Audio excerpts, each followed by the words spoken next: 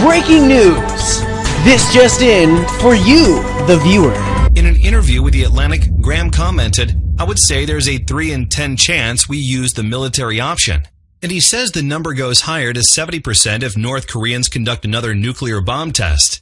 In a speech during a trip to Asia, President Trump warned the nation against continued weapons testing. When I say to the North, do not underestimate us and do not try us.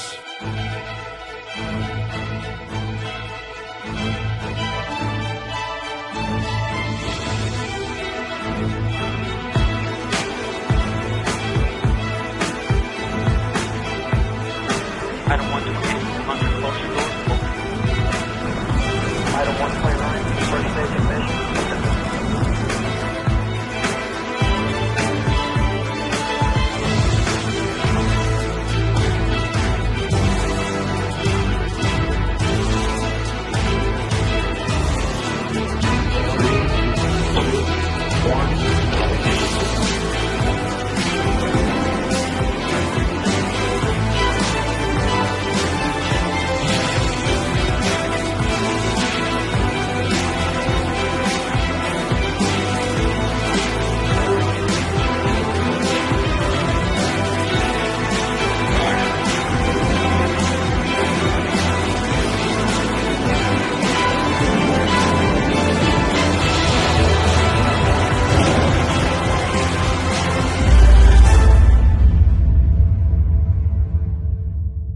At the same time, he offered a path to peace. We will offer a path to a much better future. It begins with an end to the aggression of your regime, a stop to your development of ballistic missiles, and complete, verifiable, and total denuclearization. At the Security Council, giving no indication at all that they'll be willing to talk to the U.S. or to anyone for that matter to try to resolve this peacefully. Instead, what they did is continue to use provocative language to blame the U.S., saying that they have a nuclear program in North Korea as self-defense. Our possession of nuclear weapons was an individual self-defensive measures of defend our sovereignty and the rights of existence and development from the U.S. nuclear threat and blackmail, and anyone is to blame for it. The U.S. is the one who must be held accountable. There are several nuclear power states over the world now, but there is no country like the U.S. who is continuing to openly threat and blackmail other countries with its nuclear weapons. We could easily draw to the answer of this case, only being noted now much amount of money of the years is running through for the maintenance and modernization of its nuclear weapons.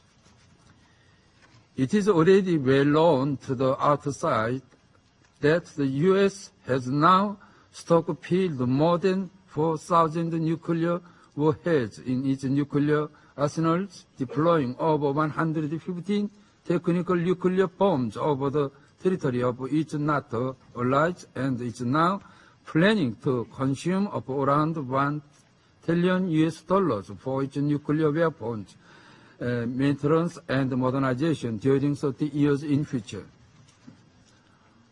All of the figures above clearly prove that the U.S. is only the ringleader in nuclear proliferation.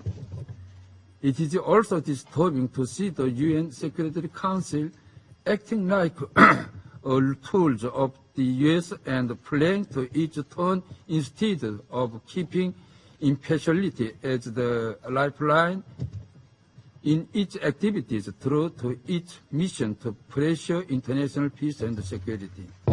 Well, Secretary of State Rex Tillerson responded to this statement, this provocation, reiterating that their nuclear program violates international law. Tillerson said all the options are on the table, including military action, but the priority is to pressure and to continue to sanction North Korea to force them to the diplomatic table.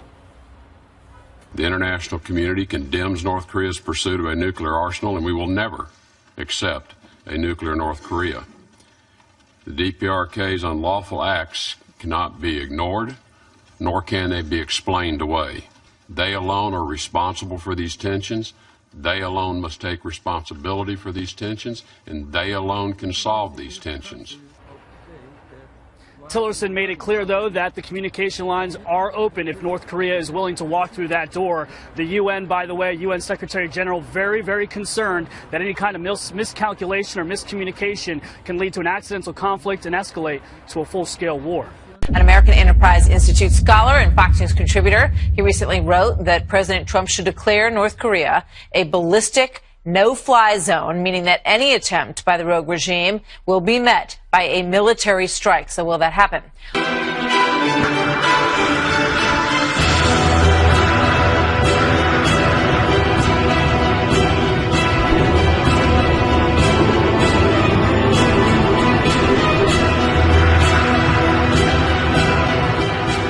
You believe that the president should respond to this militarily?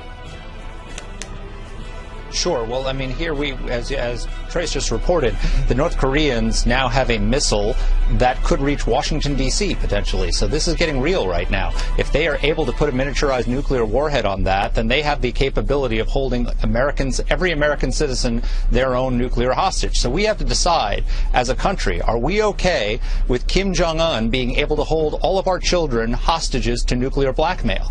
And if we're not okay with that, then we have to figure out something to do about it. My proposal is simply that the President of the United States should stop the North's nuclear and ballistic missile testing by declaring that henceforth, the United States is going to enforce a ballistic missile no-fly zone over North Korea and a nuclear no-test zone.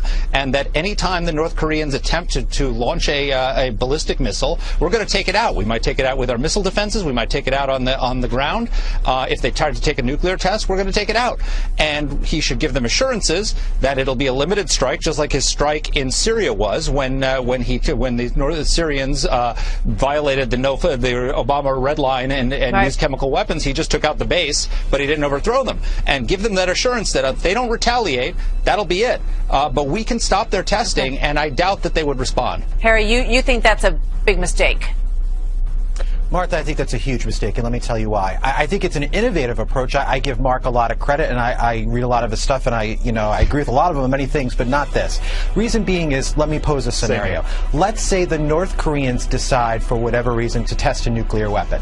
And, they test the weapon, it goes off, and then we fire a Tomahawk missile into that testing range. Well, you know what can happen? That testing range could implode, and we could end up having radioactive fallout going through Seoul or Tokyo. We're talking about 25 million people in Seoul, another 35 million in Tokyo. So you know what I'd advocate? Let's keep the Trump approach going on North Korea. Let's continue containment, let's ratchet the sanctions up, and let's push North Korea to economic collapse. But let's not start opening up what could be the ultimate beehive. I just don't think that's the right way to go in this scenario. Well, it's pretty clear, and General Mattis touched on this in terms of the research and development that we're witnessing from North Korea, Tony, that they want to be able to have a thermonuclear warhead that could reach the United States. And once they have that, really nobody's going to be able to bother them in any way. So that's clearly their goal, right? Right. Well, good. Yeah, no, I agree. Now, I don't agree with both of you completely, but let me tell you kind of why I don't. First, the ballistic missile technology that they need is already there. I don't buy what Trey said about them not having reentry. Look, it's a ceramic, for God's sake. Ceramics aren't that difficult, so I think we have to assume that they can mount something to a rocket. With that said, I disagree that hitting one of these in orbit is going to cause all sorts of radioactive fallout. It's going to be minimal, especially when you can consider reentry. But we're not there yet technically. So what Mark's saying may have merit, but we can't do it. We've got to make sure that if we decide to go down that path, we have to do something called Brilliant Pebbles, which I've talked to a number of members of Congress about, both Democrat and Republican. And by the way, Hawaii is not simply doing response drills. They're actually putting more things in place. I don't want to get into great detail, but there are things being done to protect Hawaii and our coast. But we've got to be very clear on this. If we decide to take a policy like Mark is saying, we have to be able to back it up. There has to be a clear and concise penalty that we can enforce. So I don't believe it will be as catastrophic catastrophic. But then again, I don't think we can do it at this point. So we're left with working with the Trump policy. So what's clear here is that diplomacy is not going to work. So we need some sort of coercion to get them to do it. I agree with Colonel Schaefer that our ballistic missile technology isn't where it ought to be, because for the last 3 decades the Democrats have been busy gutting ballistic missile defense. Any Democrat who's upset about Harry, North Korea quickly, and then Tony. should be looking at themselves. Okay, Harry. You know, Martha, I think I'm just saying that you don't have to hit it in the air. You can take out a site on the ground. Well, you know what? I want to take the long view here. No matter what policy you want, whether you want a military option, whether you want containment, know this: the North Koreans are going to continue to test missiles, and come February, when we have the Olympics in South Korea, 60 miles from the North Korean border, we need to really have our game prepared, because this is only going to get worse. All right, quick thought from Tony to close. Well, look, nothing happened while the president was in the Pacific. I think that tells me that they're taking his presence and our position very seriously. This didn't happen while he was there. The North Koreans did this when the Chinese left to poke them in the eye. That's the key. We need to leverage China in such a way to make them accountable, because we're here not only because of the bad policy of the past 2 White Houses not developing nuclear counter technology, but because the North Koreans have been allowed to do this by the Chinese. I would argue, Martha, we got to go after the Chinese and threaten their most favored nation trade status as something that they must be afraid that will enforce. And all good ideas they didn't do it. To be on the table. Thank you very much, gentlemen. Good to see all of you tonight.